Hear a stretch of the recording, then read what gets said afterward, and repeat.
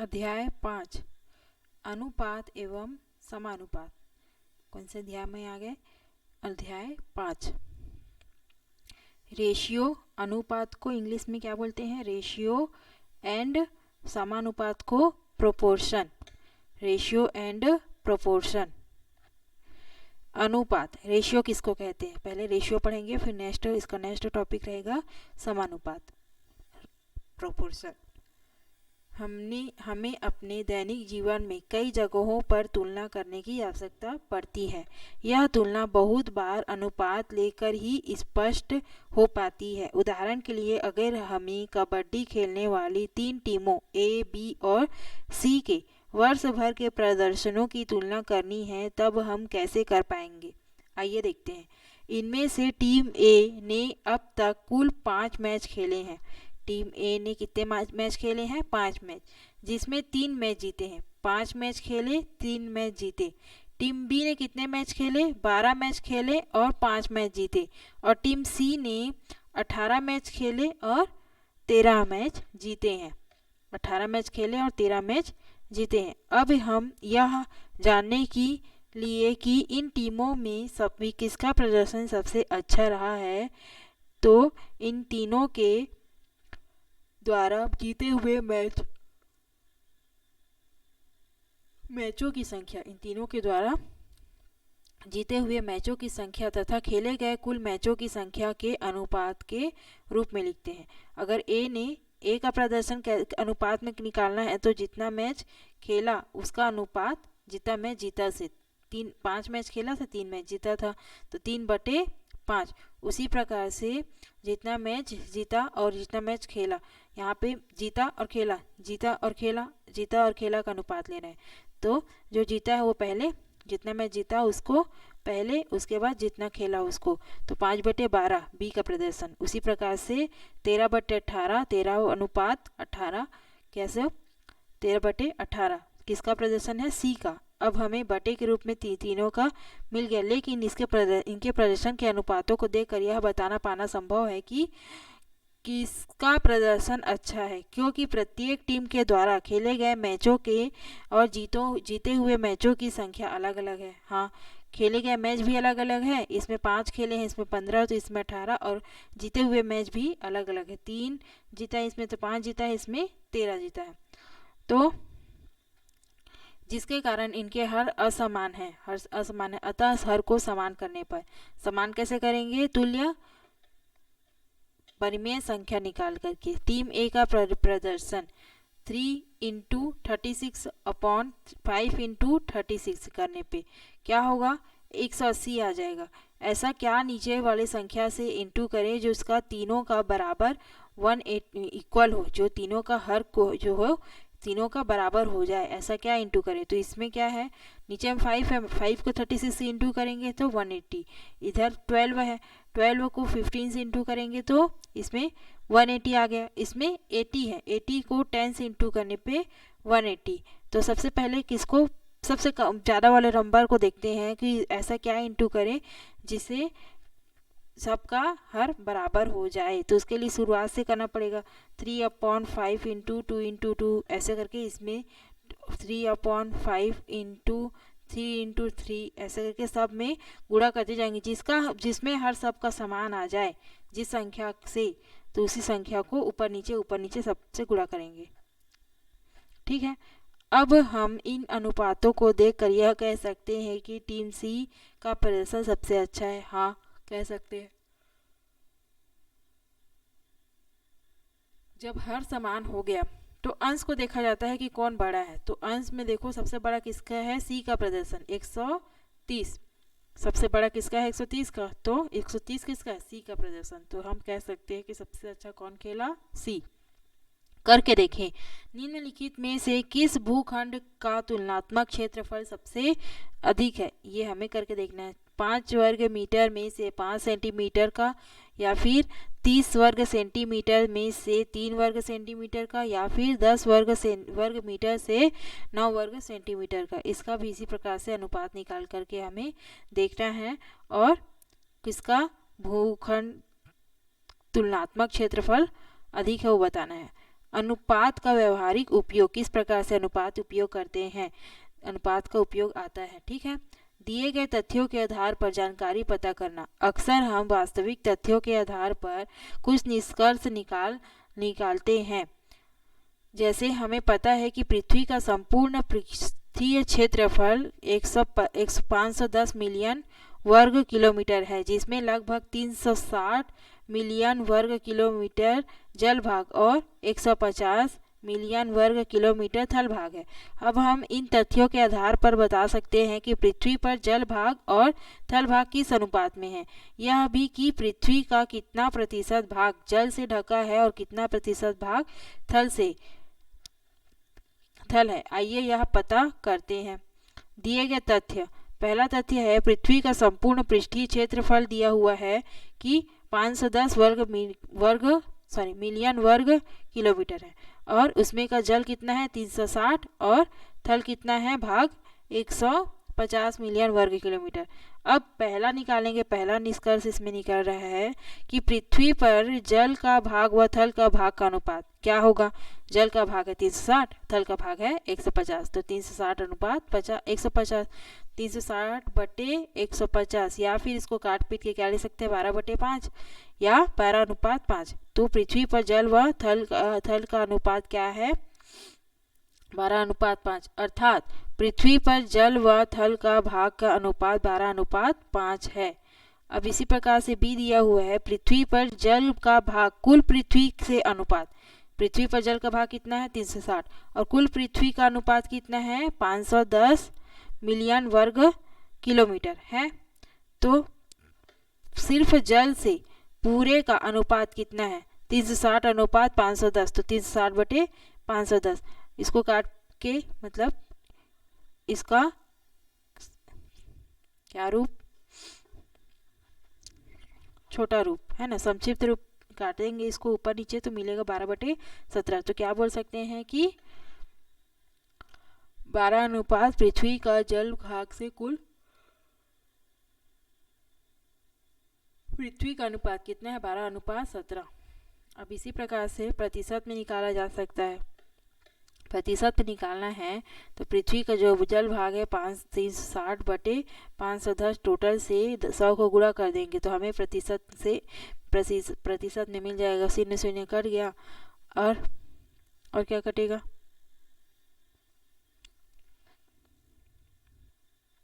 3 1 कम 3,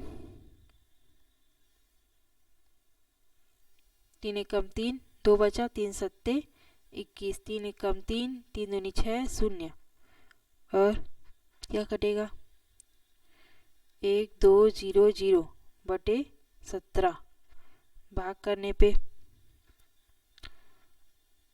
12 और 17 कम 17, 17 7 119, 10 में 9 गया तो 1 0 0, 17 0 0 10.0, 17 5 6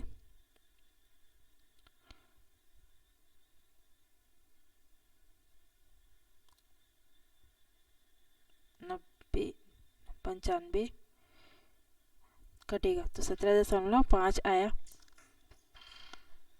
आप इसी तरह से पता करें कि संपूर्ण पृथ्वी का कितना प्रतिशत भाग थल है, इसी प्रतिशत से निकालना है। अब थल का हमें पता है कि पूरे का कितना है 150 है, 150 अनुपात 510 ये पूरा का अनुपात भाग है और ये 150 भाग इस पूरे का 150 भाग कितना है 150 मिलियन किलोमीटर जल है। तो 150 अपॉन 510 इंटू 100 करने पे हमें कितना प्रतिशत जल थल भाग है वो हमें मिल जाएगा। 0 0 कैंसिल हो गया, 3 1 कम 3, 3 7 21, 3 5 6 15 और 0 5 0 0, 5 दहम 0 0 5 एकम 5 बटे 17 भागित 500, 17 17 17 दूनी 34, 1751 याद हो जाएगा।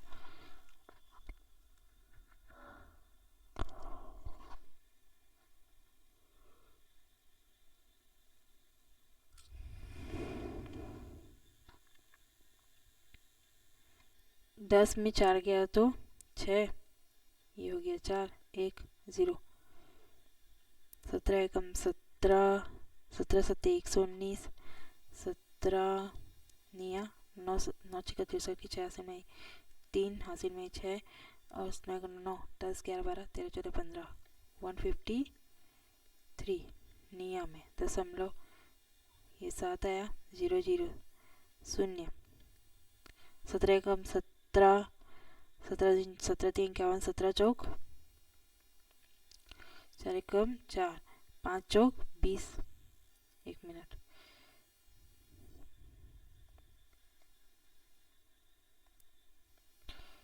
17 चौक 7 चौक 28 की 88 में 2, 4 एकम 4, 4 5 6 68 2 0। 17 शून्य तो 29.040, कितना भाग 29.40 भाग परसेंट में क्या है, थल है। ऊपर हमने 3 अलग अलग टीमों की प्रदर्शन की तुलना की। अलग अलग वर्षों में एक ही टीम के प्रदर्शन की तुलना भी की जा सकती है। हाँ, की जा सकती है। आइए इसे एक उदाहरण के द्वारा समझें। उदाहरण 1, छत्तीसगढ़ राज्य की हॉकी टीम का राष्ट्रीय स्तर पर खेले गए मैचों में प्रदर्शन निम्नानुसार है। पहला है, वर्ष 2016 में 12 मैच खेलकर 10 मैच जीते। कौन से वर्ष में? 2016 में। कितने मैच खेले? 12 मैच खेले और जीते कितने? 10, मतलब 2 हार गए। वर्ष 2015 में कितने मैच खेले? 10 मैच खेले और खेलकर 7 मैच हार गए, मतलब 3 हार गए। और वर्ष 2014 में 11 मैच खेले और 8 मैच जीत गए, तो मतलब इसमें भी 3 मैच हार गए। ठीक, तो इन तीनों वर्षों में टीम का प्रदर्शन किस वर्ष सबसे अच्छा रहा? एक ही टीम है, 3 वर्ष में खेले हैं, तो इसी टीम वाले लोग ने में सबसे पहला अच्छा प्रदर्शन कौन से वर्ष में रहा, ये हमें बताना है। छत्तीसगढ़ हॉकी टीम की राष्ट्रीय स्तर पर खेले गए मैचों में प्रदर्शन के आधार पर निष्कर्ष निकालने के लिए प्रदर्शनों का अनुपात में लिखते हुए प्रतिशत में बदलते हैं। अनुपात में पहले लिखेंगे, फिर प्रतिशत में इसको बदलेंगे। पहले वर्ष के लिए, वर्ष 2016 में प्रदर्शन अनुपात में कैसा है? 12 मैच खेले और 10 मैच जीते, तो 10:12। इसको क्या प्रतिशत में लिखना है, तो 10/12 गुणित 100, मतलब 83.34%। ठीक है, परसेंट में मिल गया। अब 2015 में प्रदर्शन, 10 मैच खेले 7 मैच जीते, मतलब 7/10, 7:10 को अगर किसमें निकालना है, परसेंट में निकालना है, तो इंटू 100 करना पड़ेगा। 0 0 और 10 और 7 का गुणा होगा तो 70%। इसी प्रकार से वर्ष 2014 में अनुपात 11 मैच खेले 8 मैच जीते, मतलब 8/11 या फिर 8:11 गुणित 100 अगर प्रतिशत में निकालना है तो। ठीक है, 800/11 है नहीं, तो भागित 11, 11 सत्ते 77, 3 0 और ये हो गया 0, तो 11 दूनी 22, 8.0, 11 सत्ते 77, वैसे ही उसके बाद 11 तिया 33, ऐसे करके आएगा 72.73। ठीक, ये हो गया किसका परसेंट? वर्ष 2014 में। अब सबका परसेंट देखें, प्रतिशत में प्रदर्शन को देखेंगे तो इसमें सबसे पहले 2016 में 83.34, 2015 में 17 और 2014 में 72.7 73, सबसे अच्छा किसमें 83.34 वाले में। अतः टीम का वर्ष 2016, 2015 और 2014 में क्रमशः 83.34%, 70% व 72.373% है। अतः हम निष्कर्ष निकाल सकते हैं कि पिछले 2 वर्षों की तुलना में वर्ष 2016 में टीम का प्रदर्शन ज़्यादा अच्छा रहा है। हाँ, ये निकाल सकते हैं, सबसे ज़्यादा परसेंट जिसका आया है वो उसका सबसे अच्छा प्रदर्शन रहा। उसके बाद इसी प्रकार से दूसरा प्रश्न है, दूसरा उदाहरण दिया हुआ है। माह अगस्त 2016 में महानदी के जल स्तर के बढ़ने की औसत दर 5 इंच प्रति घंटा थी, जबकि माह सितंबर में 3 फीट प्रति दिवस थी। ज्ञात कीजिए कि किस माह में जल स्तर बढ़ने की औसत दर अधिक है। ये ज्ञात करना है।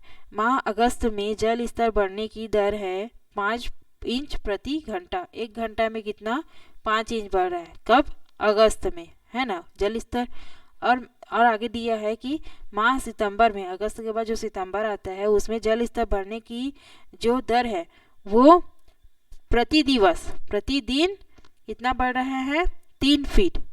ये इंच में था, ये फीट में है, तो फीट को इंच में बदलना है तो क्या करना पड़ेगा, 1 इंच बराबर होता है 12 फीट होता है।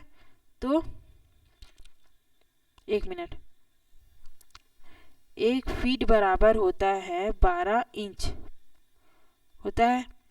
तो 3 फीट बराबर कितना होगा, 12 गुणित 3, 12 तिया 36 इंच, 36 इंच प्रति 12 घंटा में। कितना घंटा में? 12 घंटा में। प्रति दिवस बोल रहा है, मतलब प्रति 12 घंटा में। 36 इंच बटे प्रति बोल रहे हैं तो मतलब बटे में 12 घंटा, या फिर इसको काट के लिख सकते हैं 3 इंच बटे 1 घंटा, 3 इंच प्रति घंटा। माह सितंबर का जो जल स्तर है वो इंच में भी निकाल लिए हम और घंटे में भी, प्रति घंटा में। उसमें उससे पहले जो दिया था जल स्तर वो भी इंच में प्रति घंटा में दिया था, इसलिए इसको भी इंच और प्रति घंटा में हम बदल लिए। अर्थात अब दोनों का जो इकाई है वो बराबर हो गया। अर्थात हम बता सकते हैं कि माह अगस्त में जल स्तर बढ़ने का दर 5 इंच प्रति घंटा है, जो माह सितंबर में जल स्तर बढ़ने की दर से अधिक है। तो हम उत्तर में क्या लिख सकते हैं कि अगस्त में जल स्तर बढ़ने की औसत दर अधिक है, ये हम लिख सकते हैं। आगे उदाहरण 3, 2 समूह एक कार्य को क्रमशः 14 दिन 21 दिन में पूरा करते हैं। 2 समूह है, मान के चलिए ए समूह और बी समूह है। यदि वे इस कार्य को एक साथ करते हैं, दोनों मिलकर ए प्लस बी दोनों मिलकर इसी कार्य को, एक ही कार्य को मिलकर करते हैं, तो कितने दिनों में पूरा करेंगे? जो 2 अलग अलग दिन, अलग अलग इंसान एक एक करके 14 दिन और 21 दिन में कर रहे हैं, तो दोनों जब मिल के करेंगे काम को तो जल्दी कर लेंगे, लेकिन वो कितना दिन में पूरे हो जाएगा वो हमें बताना है। ठीक है, पहले समूह 2 समूह है, तो पहले समूह द्वारा 14 दिनों में किया गया कार्य, एक ही कार्य को कर रहे हैं 14 दिन में। तो पहला जो समूह है वो एक दिन में कितना कार्य करेंगे, 1/14 भाग कार्य का 1/14 भाग करेगा, है ना। उसी प्रकार से दूसरा समूह 21 दिनों में कार्य कर रहा है, कितना, एक कार्य कर रहा है। तो इसी दूसरे समूह द्वारा एक दिन में किया गया कार्य कितना होगा, 1/21 भाग होगा। इस कार्य का 1/21 भाग वो एक दिन में करेगा। दोनों समूहों द्वारा मिलकर एक दिन में किया गया कार्य कितना होगा, दोनों के एक दिन को मिलकर एक दिन वाला कार्य को जोड़ देंगे, 1/14 और 1/21। तो दोनों मिलकर एक दिन में कितना कार्य कर रहे हैं, 5/21 कार्य कर रहे हैं। अर्थात दोनों समूह मिलकर कितना कार्य कर रहे हैं, 5/21 कार्य कर रहे हैं। कब, एक दिन में, है ना। तो तिरिया गुणा करने पे 5 इधर चले जाएगा, 21 ऊपर चले जाएगा, और यहाँ पे क्या बच जाएगा, 1 कार्य, 5 नीचे 21 ऊपर दिनों में एक कार्य को कितना दिनों में करेंगे, दोनों ए प्लस बी मिलकर, दोनों मिलकर मतलब कि दोनों समूह मिलकर एक कार्य को 21/5 दिनों में करेंगे। कितना दिन में,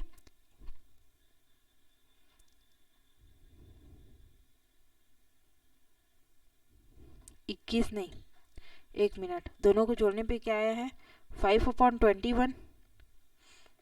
1 सेकेंड, दोनों को जोड़ के जो आएगा उसको देखते हैं पहले। 14 और 21 का एलसीएम लेते हैं, जोड़ रहे हैं ना, तो 14 21 का एलसीएम 2 सत्ते 14, 21 3 सत्ते 21, 7 एकम 7 या 21, 21 दूनी 42। तो यहाँ पे क्या आ रहा है 21 नहीं 5/42। दोनों का एलसीएम क्या आया था 42 आया था। 1/14 प्लस 1/21, 22 का एलसीएम 42।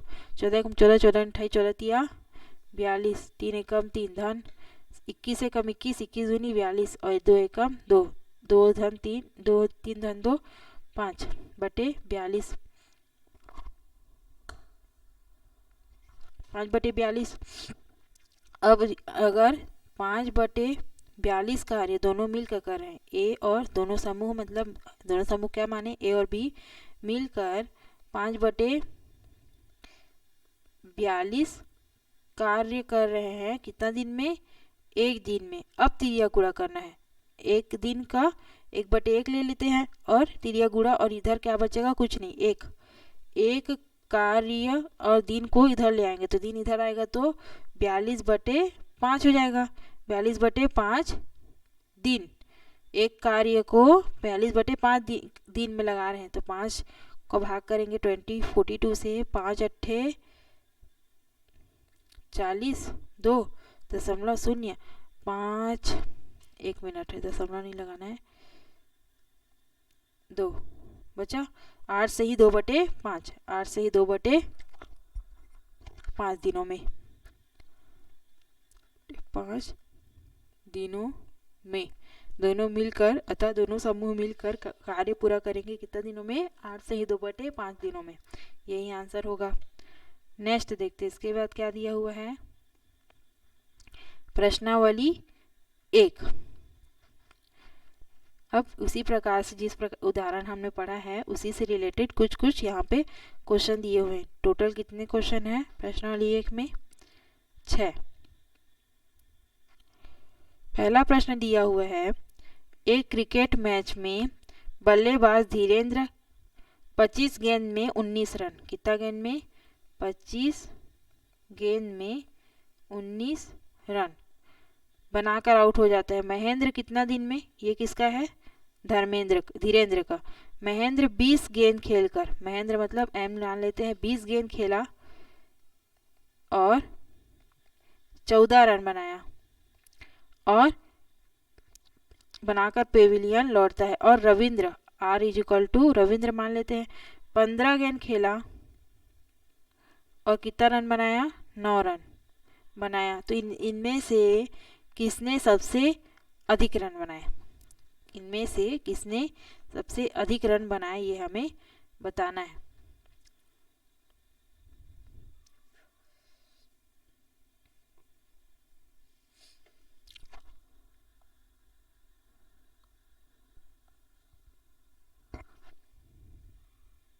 ठीक है, ये हो गया सबका कितना कितना खेला वो।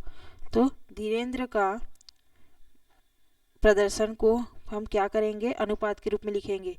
तो उसने 19 रन बनाए, कितना गेंद में, 25 गेंद में, 19/25 है ना।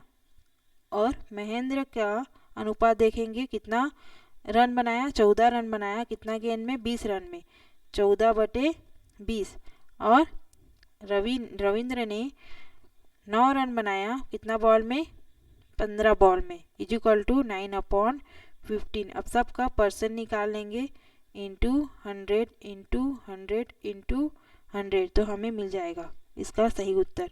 5 5 6 25, 5 दूनी 10 और 0, 19 0 0, 19 दूनी 38।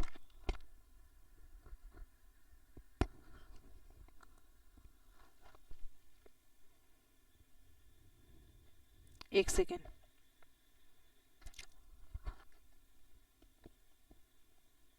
और 5 बचा, 5 एक कम 5, 5 चौक 20, 19 से कम 9 चौक 36 की 6 हासिल में आई 3, और 4 एकम 4, 4 3 7, 76%। 20 एकम 20, 20 चौक 100,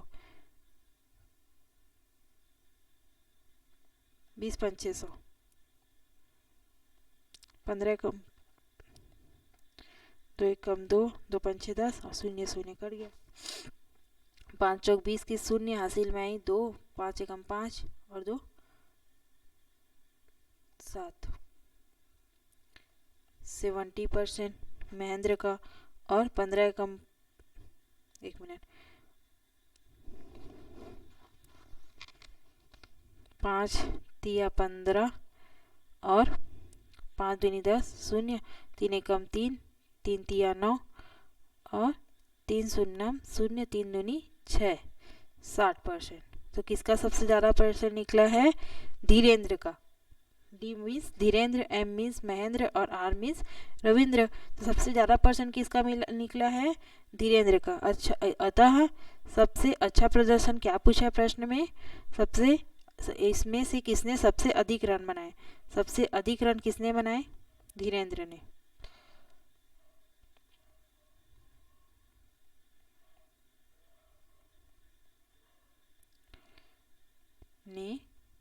बनाए, यही हमारा आंसर है। नेक्स्ट देखते हैं। इसके बाद दूसरा प्रश्न दिया हुआ है, इसको नेक्स्ट टाइम देखेंगे।